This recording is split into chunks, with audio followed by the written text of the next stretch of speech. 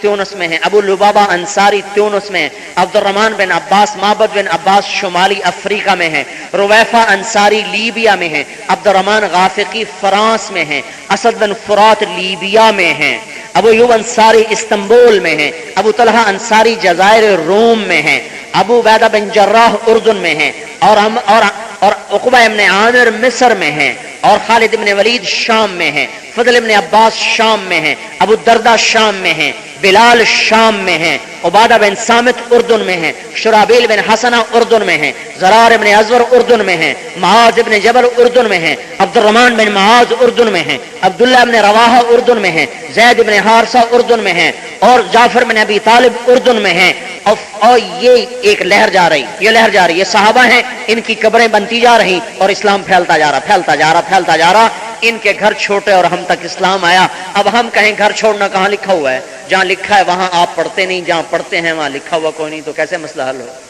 نوائے وقت میں تو نہیں لکھا ہوگا، ڈائجسٹ میں تو نہیں لکھا ہوگا، صحابہ کی زندگی پڑھو وہاں نظر آئے گا کہ کہاں پیدا ہوئے کہاں مرے۔ تو تبلیغ وہ پرانا سبق ہے، کوئی نئی جماعت نہیں وجود میں آ گئی۔ اپنا سمجھو، اللہ کرو یا نہ کرو اپنا سمجھو، اپنے ذمے تو سمجھیں۔ ایک آدمی نہ نماز پڑھے نہ ذمے سمجھو، وہ تو برباد ہو گیا۔ حج میرے ذمے ہے، میری کوتاہی ہے، دعا کرے اللہ مجھے توفیق دے، مل جائے گی کسی دن۔ حج تبلیغ میرے ذمے ہے، کوتاہی ہو رہی، دعا کریں اللہ معاف کرے، توفیق مل جائے گی۔ کہ ہمارے ذمے کوئی نہیں، یہ 20 بچے چھوڑ کے چلے جانا اور گھر چھوڑ کے چلے جانا اور بستر اٹھا کے چلے جانا، یہ کہاں لکھا ہوا ہے؟ پڑھو صحابہ کی زندگی، اس میں لکھا ہوا ہے۔ اتنے نام تو میں نے گنا دیے کہ کہاں کہاں دفن ہے، کہاں پیدا ہوئے، کہاں دفن ہوئے، اور بھی نظر آ جائیں گے، اور بھی مل جائیں گے۔ فروخ رحمت اللہ علیہ اپنی بیوی کے پاس آئے، کہنے لگے ترکستان میں جہاد ہو رہا ہے، میں چلا جاؤں؟ کہنے لگی میں حاملہ ہوں، مجھے اکیلا چھوڑ کے جاؤ گے؟ کہنے لگی تو تیرا حمل اللہ کے سپرد، یہ 30,000 درہم ہیں، کہ تو رکھ اور مجھے اجازت دے میں جاؤں اللہ کے راستے میں۔ اس زمانے کی عورتیں آج کی طرح تو نہیں تھی نا کہ ہم نہیں جانے دیں گی، انہوں نے اپنے یہ نہیں کہ ان کے حق نہیں تھے، انہوں نے حق معاف کر دی، کہا معاف ہے آگے لے لیں گے۔ بقول مولانا سعید خان صاحب کے کہ وہ کہتے رحمت اللہ علیہ، وہ یہ کہہ کے نکلتے تھے لوٹ گیا تو ہو جائے گی ملاقات، نہیں تو جنت میں مل لیں گے۔ اب یہ نکلے فروخ رحمت اللہ علیہ بیوی کو حاملہ چھوڑ کے، کہاں؟ ترکستان کی طرف۔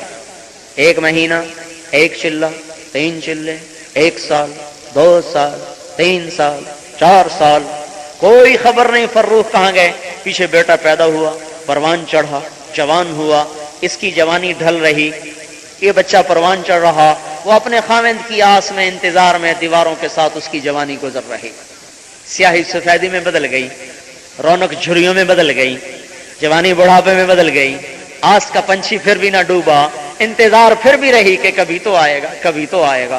30 برس گزر گئے، فروخ کا پتہ ہی کوئی نہیں، کبھی خبر آئے کہ زندہ ہے، کبھی خبر آئے شہید ہو گیا۔ ایک رات ایک بڑے میاں ہتھیار سجائے ہوئے مدینے میں داخل ہوئے، لوگ عشاء پڑھ کے لوٹ چکے اور یہ اپنے گھوڑے پہ دل کی چال چلتے آ رہے، ان خیالات میں غلطاں و پیشاں، پریشان حیران۔ یہ کون ہے؟ یہ وہ جوان ہے جو آج سے 30 برس پہلے نکلا تھا کالی داڑھی کے ساتھ، آج لوٹا ہے سفید داڑھی کے ساتھ۔ فروخ اس سوچ میں ہیں کہ بیوی زندہ بھی ہے یا مر گئی، حاملہ تھی کیا ہوا، 30 برس میں تو نسل ختم ہو جاتی ہے، کوئی مجھے پہچانے گا بھی صحیح کہ نہیں پہچانے گا۔ انہی خیالات میں اور انہی افکار میں ڈوبے ہوئے چلتے چلتے آہستہ آہستہ اپنے گھر کے دروازے پر پہنچے۔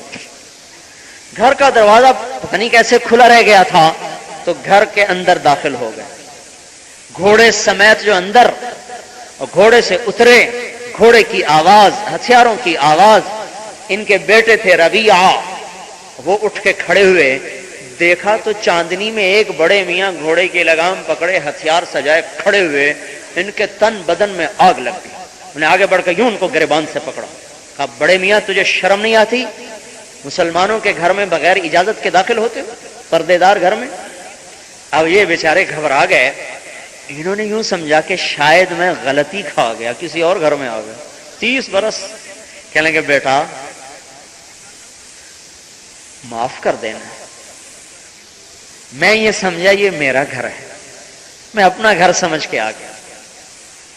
تو انہوں نے نا ایک اور جھٹکا دیکھا، اچھا شرم بھی نہیں آتی جھوٹ بولتے ہوئے، ایک غلط کام کیا، ازرے گناہ بدتر از گناہ، اوپر سے کہ تو گھر میرا ہے، چلو میں تمہیں قاضی کے پاس لے کے چلتا ہوں۔ اب یہ معذرت کر رہا ہے، وہ غصہ دکھا رہا ہے۔ اس آوازیں بلند ہوئی تو ماں کی آنکھ کھل گئی، اوپر چوبارے پہ لیٹی ہوئی۔ انہوں نے جو کھڑکی کھول کے جو دیکھا تو 30 برس کی ریل چلتے چلتے چلتے چلتے چند سیکنڈ میں 30 برس کی منزل طے ہوئی، اور بوڑھے فروخ میں جوان فروخ کی جھلکیاں نظر آنے لگی اور ان کی چیخ نکل گئی۔ تو انہوں نے گھبرا کے دیکھا میری ماں کو کیا ہوا، ان کی ہائے نکلی۔ کہا ربیہ، کہا جی اماں، کہا کس سے لڑ رہے ہو؟ کہا کوئی اجنبی ہے، پتا ہے کون ہے یہ اجنبی؟ کہا نہیں۔ کہا یہ تیرا باپ ہے جس کے لیے میں نے زندگی گزار دی انتظار میں، تیرا باپ ہے۔ پاؤں میں پڑ اس کے، گر گئے قدموں میں، پاؤں چومنے لگے، پاؤں پکڑ لیے، معافی مانگنے لگے، باپ بیٹا گلے مل رہے۔ پڑھو کہانیاں، یہ لکھا ہوا ہے، یہ لکھا ہوا ہے کہ اس طرح گھر چھوڑے ہیں۔ فجر کی اذان ہو گئی، میاں بیوی کی کہانی چلتی رہی 30 برس کی۔ کہنے لگے، بیوی نے کہا، وہ بیوی سے کہنے لگے جو پیسے دیے تھے اس کا کیا کیا؟ کہنے لگے مسجد میں جا کے دیکھ لینا۔ کہنے لگے ربیہ کہاں ہے؟ کہنے لگے وہ تو پہلی اذان پہ چلے گئے تھے۔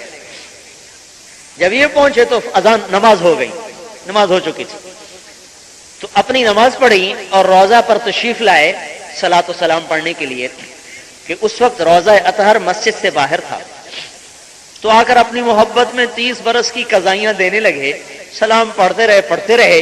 اتنے میں جو نظر پڑی تو مسجد کھچ کھچ بھر چکی، اور ایک نوجوان مسند پہ بیٹھا درس دے رہا، بینائی کمزور ہو چکی، پہچان نہیں سکے کون ہے، تو پیچھے ہو کے بیٹھ گئے، سنتے رہے۔ جب درس ختم ہوا تو ساتھ والے آدمی سے کہنے لگے بیٹا یہ کون ہے؟ تو وہ کہنے لگے بڑے میاں، چچا جان، معلوم ہوتا ہے آپ مدینے کے نہیں ہیں، آپ ان کو نہیں جانتے، مدینے کے امام کو نہیں جانتے؟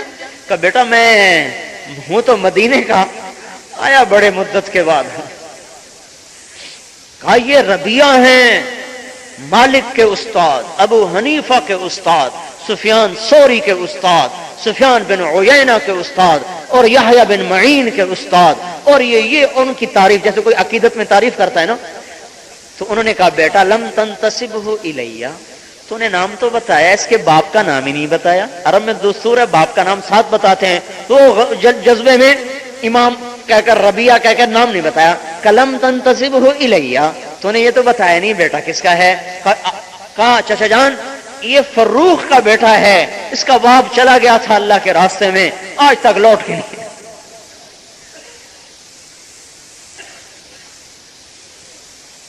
پڑھو تاریخ، چھوڑو اخباروں کا پڑھنا اور ناولوں کا پڑھنا، چھوڑو تاریخ پڑھو، پھر پتہ چلے کہ اسلام کے پھیلانے کے لیے کیسے گھر چھوٹے، کیسے سہاگ اجڑے، اور کلمہ کیسے دنیا میں پھیلا۔ ایسے تو نہیں رضی اللہ عنہ بن گئے تھے، مفت میں بن گئے، قرآن پکار پکار کے بولا کہ جنت واجب ہوگی، ایسے ہی۔ اس تبلیغ کو ادھر ہم منسوب کر رہے ہیں، اپنی طرف نہیں کر رہے ہیں، ادھر ہے، ادھر ہم بھی ادھر دوڑ رہے ہیں، آپ سے کہہ رہے ہیں آپ بھی ادھر ہی دوڑیں۔